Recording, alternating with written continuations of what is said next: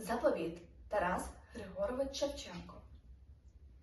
Як умру, то поховайте мене на могилі, серед степу широкого на країні милі, щоб лани широко полі і Дніпро і кручі, було видно, було чути, як реве ревучий, як понесе з України у синє море кров ворожу, отойді я і лани, і гори, все покину і полину до самого Бога.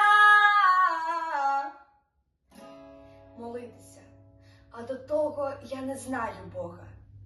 Поховайте та вставайте, кайдани порвіте, і вражею, злою кров'ю волю окропіте. І мене, в сім'ї великій, в сім'ї вольній, новій, не забудьте пом'янути. Не злим,